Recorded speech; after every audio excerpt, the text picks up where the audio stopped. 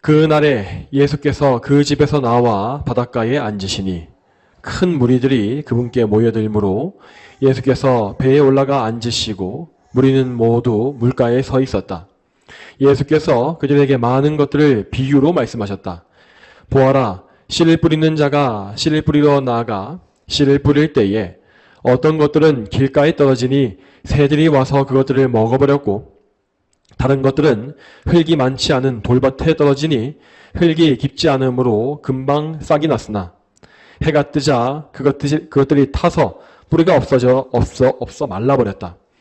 또 다른 것들은 가시덤불에 떨어지니 가시덤불이 자라서 그것들의 기온을 막았으며, 다른 것들은 좋은 땅에 떨어져서 열매를 맺었는데 어떤 것은 100배, 어떤 것은 60배, 어떤 것은 30배를 맺었다.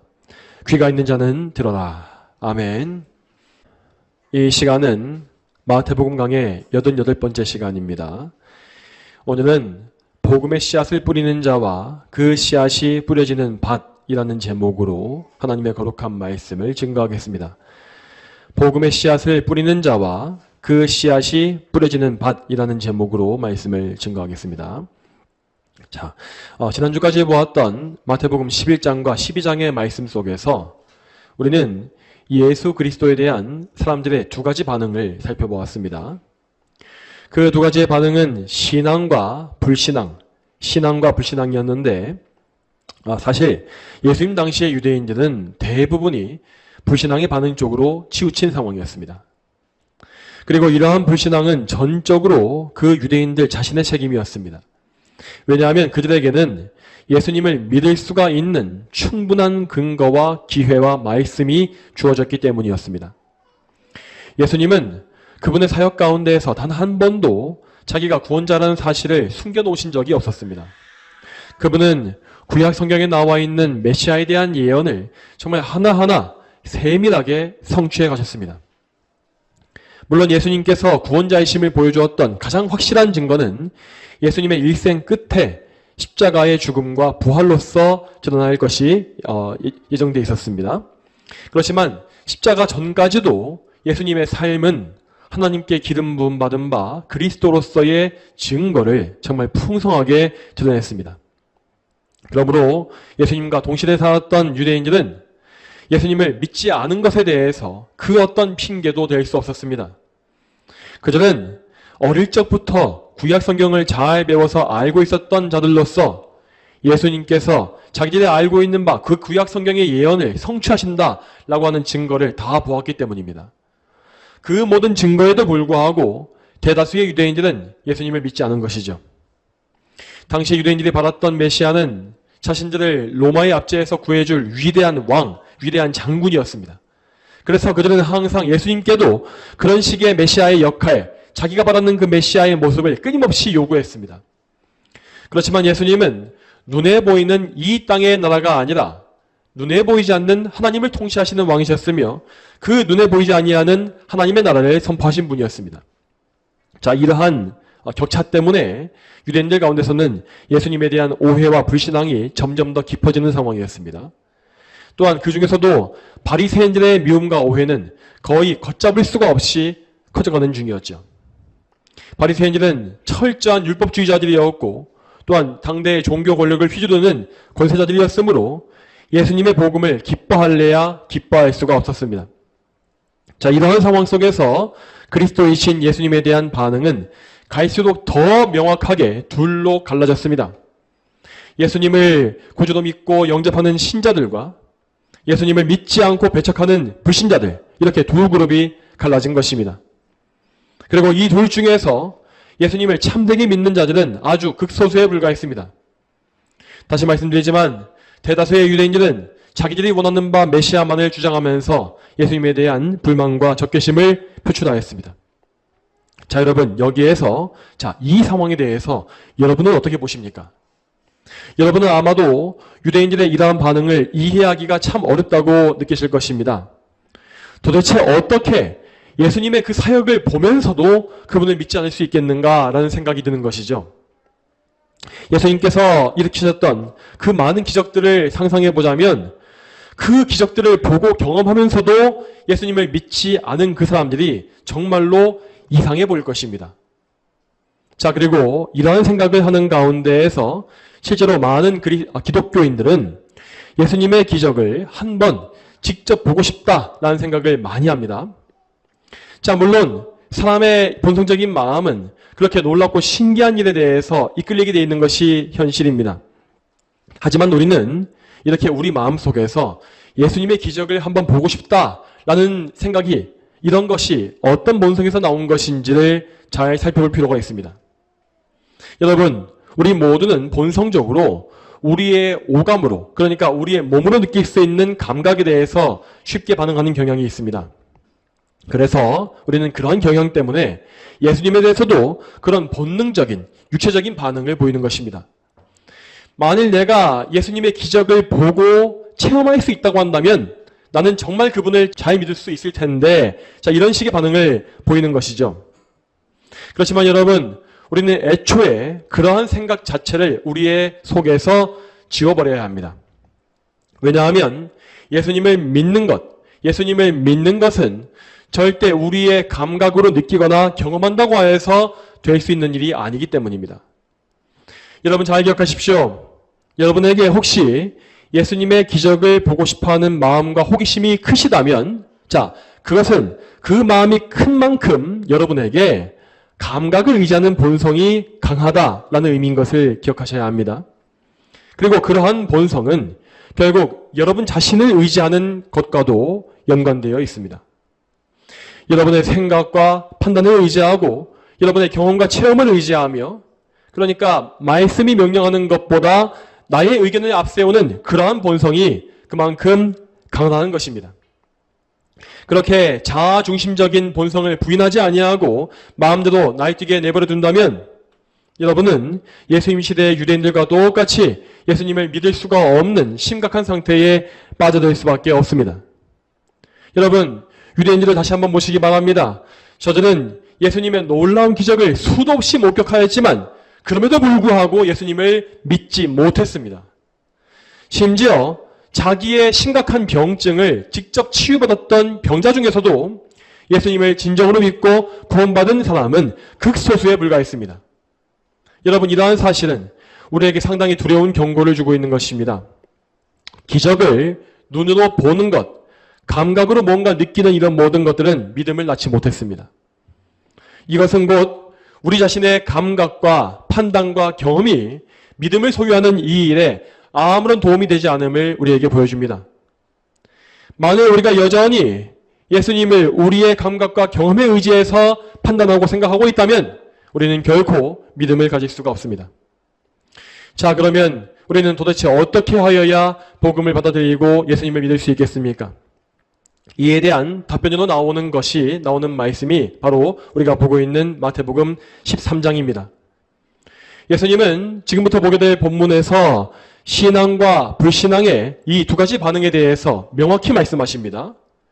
그리고 예수님은 이렇게 신앙과 불신앙이 나눠지게 되는 이유와 원리가 무엇인지도 말씀하십니다. 이에 대해서 결론부터 말하자면 예수님을 믿고 하늘나라의 백성이 되는 것은 오직 하나님의 은혜에 달려있다라는 것이 이 말씀의 결론입니다. 하나님의 은혜를 입은 자들은 눈이 열려져서 예수님을 바라보고 믿을 것입니다. 그렇지만 은혜가 없는 자들은 자기의 본성대로 살다가 본성대로 믿음을 저버리고 멸망하는 길을 가는 것이죠. 그러므로 이 말씀을 들을 때에 우리는 항상 하나님의 은혜에 의지해야 합니다. 은혜가 주어지지 않으면 여러분은 이 말씀을 들을지라도 그 뜻을 이해하실 수가 없고 또한 무엇보다 예수님을 믿을 수가 없습니다. 그렇지만 하나님의 은혜가 임한다면 여러분은 믿음으로 그리스도를 바라보고 그분 안에 있는 선물을 얻을 것입니다. 여러분 모두가 앞으로 마태복음 13장의 말씀을 들으시는 가운데 정말로 하나님의 은혜를 사모하시기 바랍니다. 또한 성령께서 여러분 모두의 마음에 역사해 주시어서 여러분 자신의 죄인됨을 보게 해달라고 간구하시기 바랍니다. 또한 그분께 여러분의 눈을 열어주시어서 예수 그리스도를 구주로 믿고 순종하게 해달라고 기도하십시오. 이와 같이 겸비한 마음으로 하나님을 구하는 사람들은 그분의 은혜를 덧입게 될 것입니다. 자, 그러면 지금부터 오늘 본문을 보겠습니다.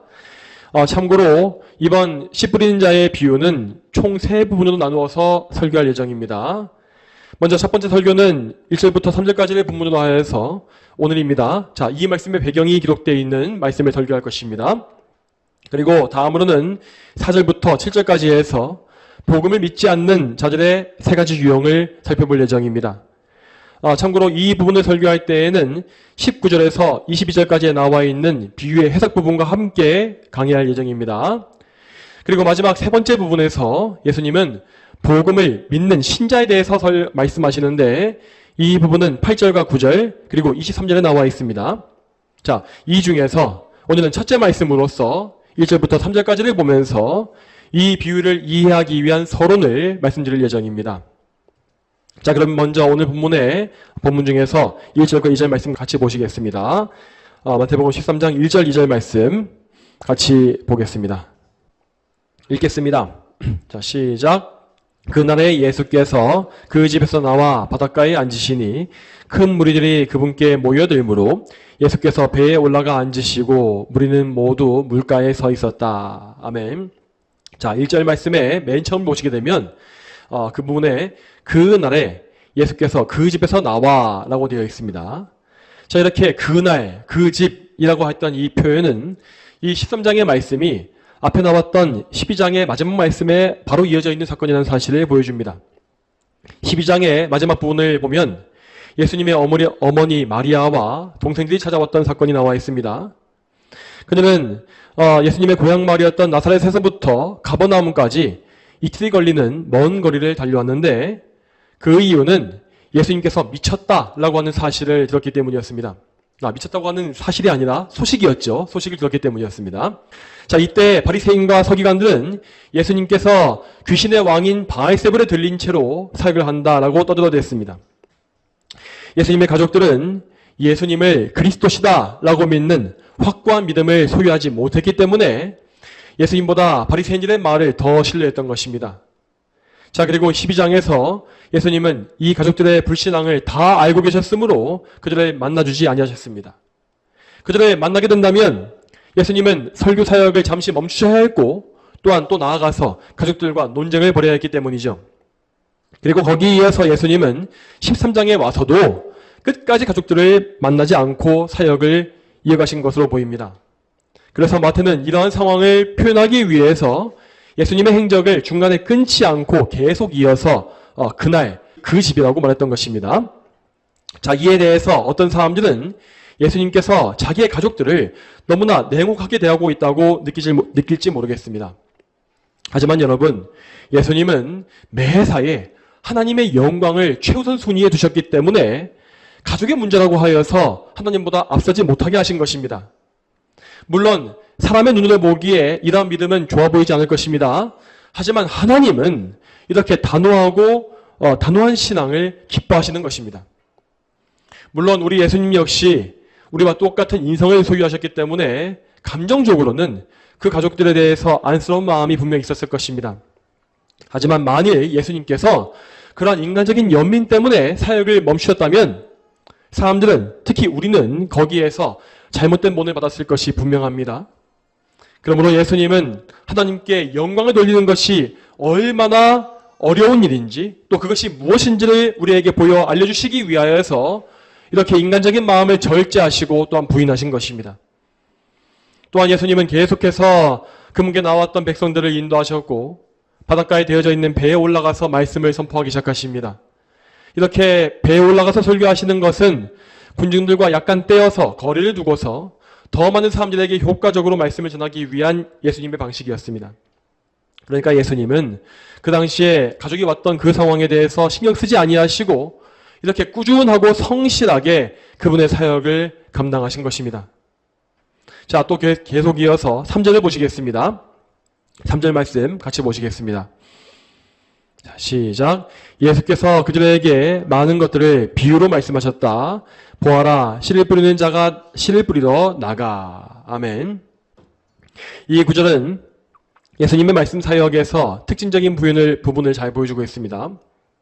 예수님께서 말씀을 선포하실 때에 그분은 이렇게 비유의 방식을 자주 쓰신 바 있습니다.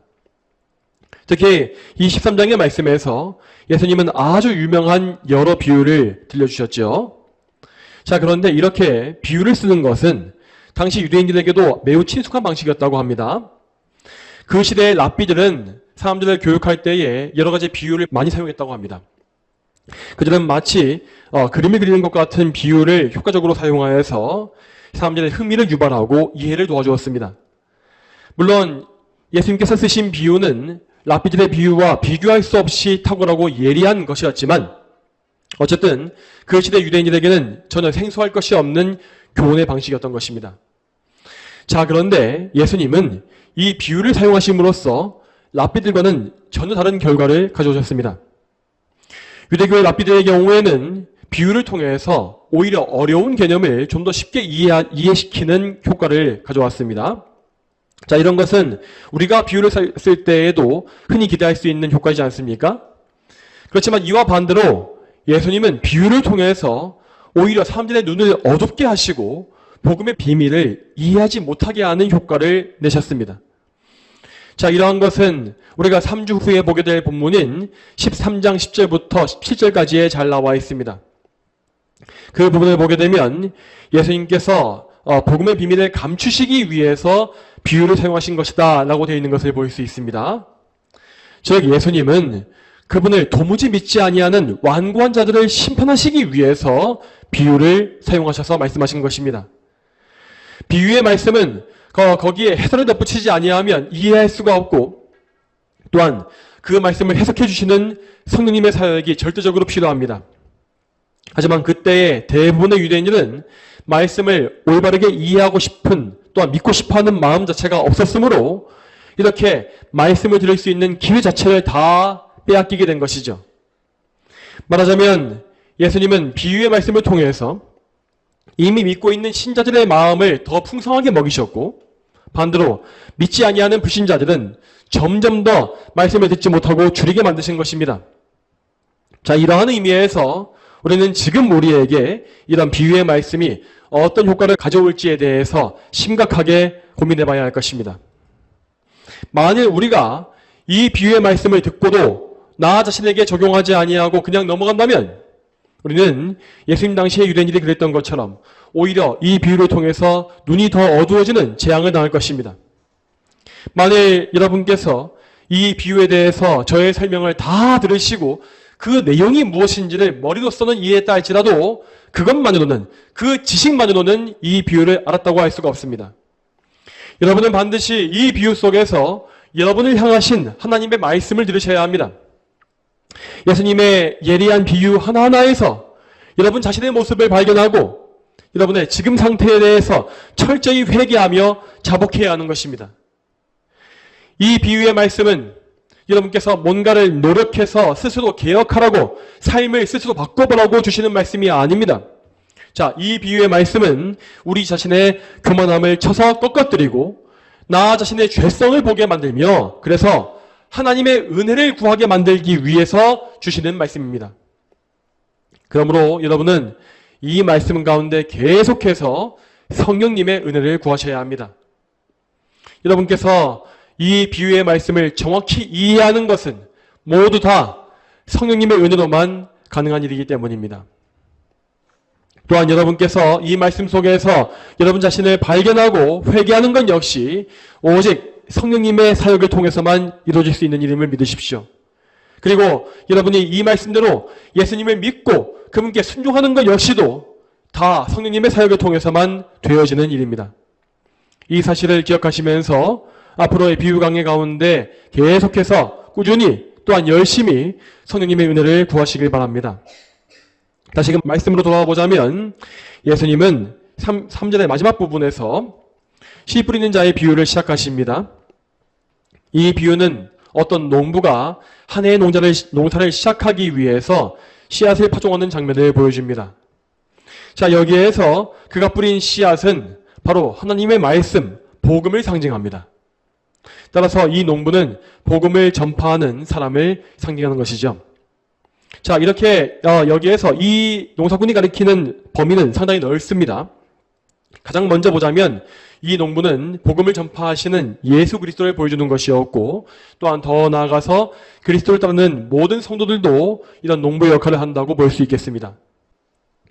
이 상징과 같이 우리 그리스도인들은 예수님의 뒤를 따라가면서 그분께서 하셨던 대로 이 세상에 복음의 씨앗을 퍼뜨리는 자들이 되어야 합니다. 물론 우리가 뿌린 그 씨앗이 열매를 맺을지 그렇지 못할지는 우리가 알 수 없는 문제입니다. 어떤 경우에는 우리가 정말 열심히 말씀을 전하고 기도한다 할지라도 그 열매가 당장은 전혀 보이지 않는 때도 있습니다. 그렇지만 그런 경우에도 우리는 낙심하지 말고 우리 구주이신 예수 그리스도를 바라보고 또한 의지해야 합니다.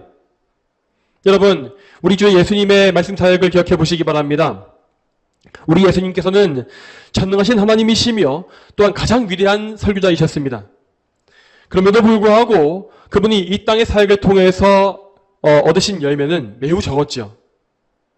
그러나 예수님께서는 당장에 열매가 맺히지 않는 것에 대해서 실망하신 적이 없었고 항상 묵묵히 하나님의 뜻에 복종하셨습니다. 그러니까 예수님께 중요했던 것은 지금 당장 내 마음을 만족시킬 수 있는 성과가 아니었던 것입니다. 예수님은 당장 눈에 보이는 성과와 열매보다 먼저 하나님의 뜻을 이루는 데에 집중하셨습니다. 하나님의 뜻대로 말씀을 전하고 하나님의 뜻이 이루어지게 하는 것, 이것이 바로 예수님의 목적이었던 것입니다. 예수님은 그분의 생애 동안에는 많은 열매를 보지 못했지만 그분의 승천 이후에 그분의 종들을 통하여서 어마어마한 열매를 거두셨습니다. 예수님은 순종을 통하여서 구원의 공로를 이뤄내셨고 그 공로를 통해서 모든 택자들을 구원하시는, 모든 택자들을 열매를 얻으시는 열매를 얻으신 것입니다. 여러분, 이와 같이 하나님의 일이라는 것은 우리의 계산과 예측으로는 전혀 알 수 없는 일입니다. 우리가 보기에는 하나님의 사역이 너무나 더디게 이루어지는 것 같이 보일 수도 있고 당장은 열매가 없는 것 같이 보여서 낙심할 때도 있습니다. 하지만 그럼에도 불구하고 우리는 하나님의 신실하심을 굳게 믿어야 하겠습니다. 하나님은 참으로 신실하신 분이기 때문에 그분의 백성들이 행했던 수고를 헛되게 낭비하시는 법이 절대 없습니다. 자, 왜 그렇겠습니까? 왜냐하면 우리 성도들이 행했던 수고는 모두 하나님께서 주신 은혜를 통해서 은혜로서 이루어진 것이기 때문입니다. 여러분, 하나님께서 우리 성도들에게 믿음을 주시고 그 믿음을 굳세게 붙잡으셨기 때문에, 그렇게 은혜를 주셨기 때문에 우리 성도들은 끝까지 인내하며 복음을 붙잡을 수 있는 것입니다. 이와 같이 성도들이 복음을 증거하며 사는 것은 궁극적으로 다 하나님의 은혜의 사역이고 하나님의 은총이기 때문에 하나님은 당신의 은혜의 이 사역을 실패로 끝내지 아니하시는 것입니다. 여러분, 항상 믿으시기 바랍니다. 하나님은 항상 당신 자신을 부인하실 수 없습니다. 그러므로 하나님은 그분의 은혜로서 이루어내신 모든 복음의 사역 역시도 하나도 부인하지 아니하시고 하나도 내버리지 아니하시고 어떤 모양으로든지 간에 열매가 맺히게 하실 것입니다. 혹 우리가 우리의 생애 가운데 그 열매를 보지 못할지라도 하나님은 우리가 죽은 이후라도 그 열매를 맺을 수 있는 분입니다. 따라서 우리가 믿음으로 행했던 모든 수고는 하나님의 선하신 손에 의해서 사용될 것이고 하나님의 방식대로 반드시 열매를 맺을 것을 우리는 믿어야 하겠습니다. 그렇기 때문에 우리는 당장의 결과에 연연하지 말고 항상 하나님의 뜻에 순종하며 사는 것에 먼저 집중해야 합니다. 우리는 하나님의 뜻에 복종하면서 우리의 입술로는 복음을 전파하고 또한 우리의 삶으로는 그 복음을 증명해야 합니다. 그리고 그런 가운데 우리는 그 복음 전파의 결과를 하나님께 다 맡겨야 하는 것입니다. 자, 지금까지 우리가 보았던 내용은 이 씨 뿌리는 자의 비유를 씨 뿌리는 자, 복음 전파자의 입장에서 본 것입니다. 우리 성도들은 각 사람 모두가 복음의 씨앗을 뿌리는 전파자가 되어야 되기 때문에 당연히 씨 뿌리는 자의 올바른 믿음과 자세가 무엇인지를 알아야 합니다. 우리가 복음을 열심히 전하게 되면 우리는 복음을 들은 우리의 이웃들에게서 4가지의 반응을 볼 수 있을 것입니다. 거기에는 길가와 같은 반응도 있을 것이고 또한 돌밭이나 가시덤불과 같은 상태의 사람도 있을 것입니다. 또한 우리는 분명히 좋은 땅과 같이 복음을 기쁘게 받고 열매를 맺는 사람도 만날 것입니다. 따라서 우리는 이 비유의 말씀을 통하여서 우리가 만나고 있는 각 사람의 영적 상태가 어떠한지를 정확히 분별할 수 있는 것입니다. 그렇게 되면 우리는 그 사람의 상태에 맞추어서 그를 권면하고 또한 위에서 기도해 줄 수 있는 것이고 그런 지혜를 갖출 수 있는 것입니다. 예를 들어서 어떤 우리의 이웃이 그 마음속에 세상의 염려와 재물의 유혹을 많이 가지고 있다고 한다면 우리는 그 사람이 지금 영적으로 가시덤불과 같은 상태에 있다라고 진단할 수 있습니다. 그러면 우리는 이 비유의 말씀을 그에게 들려줌으로써 그의 마음을 깨우치고 회개를 촉구할 수 있는 것이죠. 물론 이러한 말씀을 들을 때에 그 상대방은 우리를 미워하거나 공격할 수도 있습니다.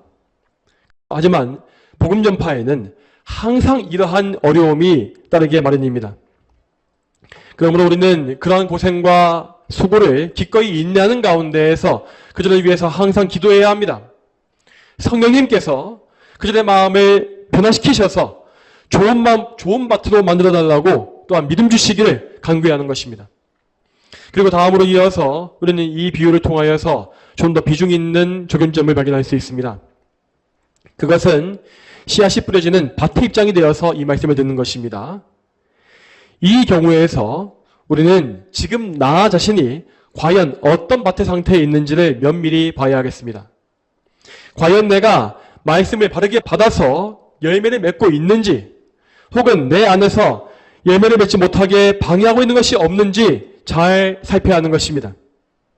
여러분은 지금 설교자인 저를 통하여서 말씀의 씨앗을 받으시는 입장에 서 있습니다.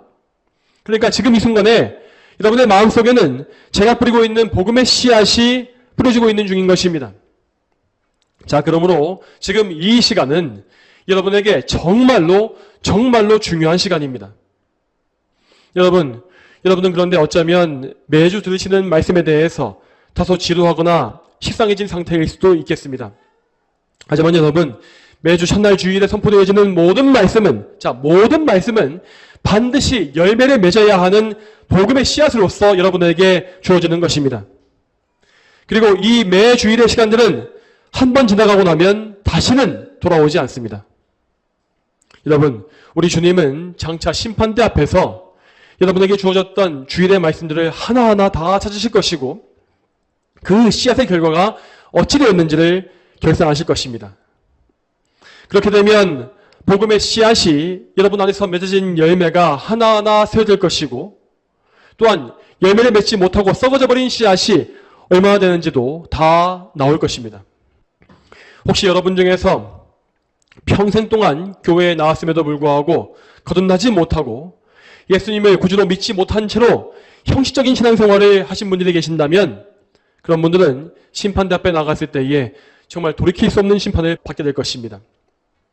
여러분 안에서는 헛되게 썩어 없어져 버린 말씀의 씨앗이 무수히 나올 것인데 그 모든 씨앗은 다 예수 그리스도의 십자가 희생을 통해서 이루어진 귀중한 선물이었습니다. 여러분, 심판주이신 예수님은 당신의 은혜를 헛되게 받은 사람들을 결코 용서하시지 않을 것입니다.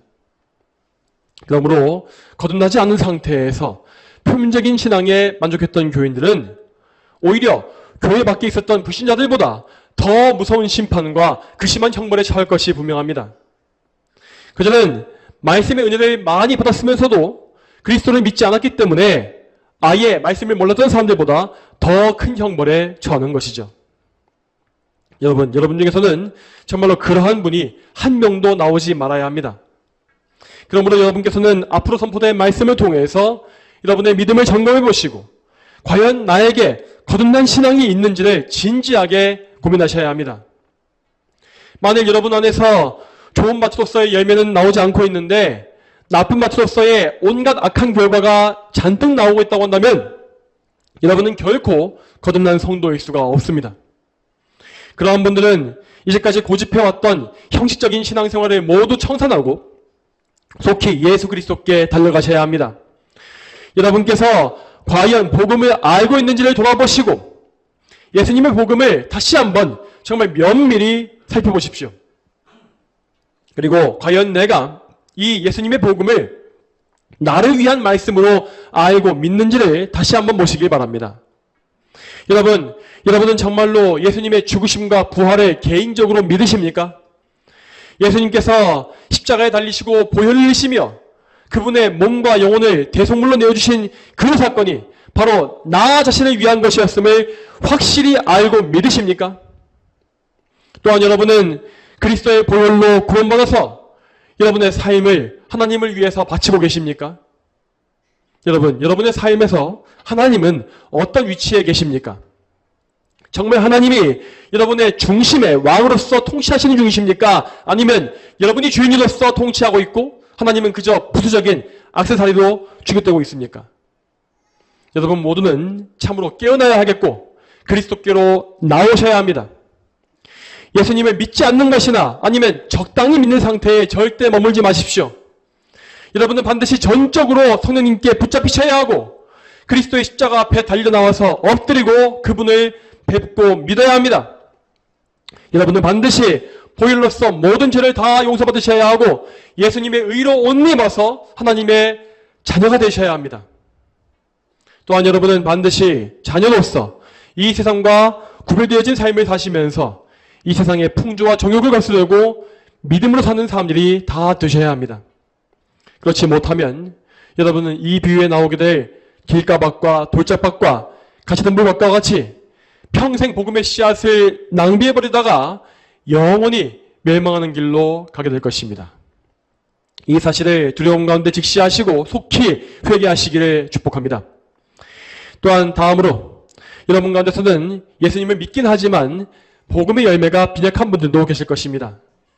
그런 분들은 이 비유의 말씀을 통해서 여러분 안에 성령님의 사역에 반대하고 있는 것이 무엇인지를 발견하셔야 합니다. 여러분 아무리 거듭난 주의 백성이라 할지라도 그 사람의 마음밭은 100% 좋은 밭일 수가 없습니다. 그에게 남아있는 옛사람의 본성은 분명 저 길가밭이나 돌짝밭, 가시덤불밭과 같은 상태로 남겨져 있는 것입니다. 자, 이런 상태에서 아예 예외인 사람은 이 땅 위에는 한 명도 없습니다. 그러므로 우리 모두는 이 말씀 하나하나 한마디 한마디를 나 자신에게 다 적용하고 나를 이 말씀에 비추어 봄으로써 내 안에 남아있는 죄성의 잔재와 싸워야 하겠습니다. 우리가 참으로 하나님의 자녀라고 한다면 우리는 결단코 지금 우리가 맺고 있는 빈약한 열매에 만족할 수가 없습니다. 우리는 항상 우리를 향하신 하나님의 뜻을 알아야 하고 또한 그리스도의 온전하심을 바라봐야 합니다. 예수 그리스도의 온전하심을 바라볼 때에 그럴 때 우리 성도들은 죽는 순간까지 나 자신의 성화 상태에 대해서 만족할 수가 없습니다. 우리는 날마다 그리스도 앞에서 나 자신을 부끄러워하고 아파하면서 하나님의 은혜를 구하고 또 구할 수밖에 없을 것입니다. 하나님이시여 저의 마음밭에는 항상 하나님께서 미워하시는 온갖 죄악의 오물이 가득합니다. 제 자신에게는 이러한 오물을 제거하고 좋은 밭을 만들어낼 능력이 전혀 없습니다. 나를 온전케 하실 수 있는 능력은 오직 삼위일체 하나님께만 있으며 특히 그리스도의 의로 말미암아서만 나는 거룩한 백성으로 변화할 수 있습니다. 그러므로 저에게 은혜를 부어주셔서 저를 좋은 밭으로 만들어주시고 하나님의 영광을 위해서 100배, 60배, 30배 열매를 맺게 해주시옵소서. 이러한 기도를 날마다 올려야 하는 것입니다. 이와 같이 우리는 날마다 성화를 위해서 간구해야 하고 또한 우리를 통하여서 복음의 씨앗이 더 널리 퍼뜨려질 수 있도록 기도해야 합니다. 여러분, 하나님은 결단코 나 혼자만 구원받으라고 나를 택하신 것이 아닙니다. 우리는 그리스도의 종으로서 아직 그분께 나오지 못한 사람들에 대해서 그리스도를 전하고 초청하는 역할을 감당해야 하겠습니다. 이러한 복음 전파의 삶을 위해서 우리 자신은 항상 반드시 좋은 밭으로 변화되어야 합니다. 우리가 좋은 밭이 되지 못한다고 한다면 우리는 복음의 증인으로서 올바르게 살 수가 없는 것입니다. 우리에게 좋은 열매가 맺혀야만 우리는 참된 증인으로서 복음을 실제로 증명하고 보여주는 살아있는 증거가 될 수 있는 것입니다. 저와 여러분 모두가 참으로 이러한 증인이 다 되기를 소망합니다. 그래야 해서 이 교회를 통해서 복음이 더욱더 힘있게 전파되어지고 많은 사람에게서 그 복음의 열매가 맺히게 되기를 주님의 이름으로 축복합니다. 다 함께 기도하시겠습니다. 하나님 아버지, 오늘도 하나님의 은혜 가운데에서 이 씨 뿌린 자의 비유에 대한 첫 번째 말씀을 듣게 하심에 감사드립니다. 오늘도 이 비유의 말씀의 서론과 배경을 살펴볼 때에 저희가 앞으로 이 모든 비유, 씨 뿌린 자의 비유뿐만 아니라 그 뒤에 이어지는 모든 비유에 대해서 어떻게 바라보고 또 어떻게 적용해야 할지를 생각해 보게 됩니다. 하나님, 저희가 이 비유를 건성으로 듣거나 아니면 하나님께 의지하지 않는 가운데 나의 지혜로서 들어서 이 말씀 때문에 오히려 눈이 더 어두워지는 재앙을 당하지 말게 도와주시고, 참으로 저희가 이 말씀을 통해서 오히려 성령님께 더 가르침받고 나 자신의 죄악됨을 더 깊이 깨닫게 되어지며, 그래서 애통하고 슬퍼하는 가운데에서 하나님의 은혜 가운데 나아갈 수 있는 그러한 복을 누리게 해주시옵소서. 주여, 참으로 저희 모두를 좋은 밭으로 만들어 주시어서 저희 삶 가운데 하나님을 기쁘시게 하는 열매가 풍성히 맺히게 해주시길 소망합니다. 주여, 저희 가운데 아무도 이런 열매를 맺지 못하고 망하는 자가 없게 하시고, 참으로 저희가 매주 선포되어지는 복음의 씨앗, 이 복음의 말씀을 통해서 참으로 열매를 많이 맺고 변화되어지는 그러한 거룩한 성화의 삶을 다 살게 하여 주시옵소서. 감사드리옵고 이 모든 말씀 거룩하신 예수님의 이름으로 간절히 기도 올립니다. 아멘.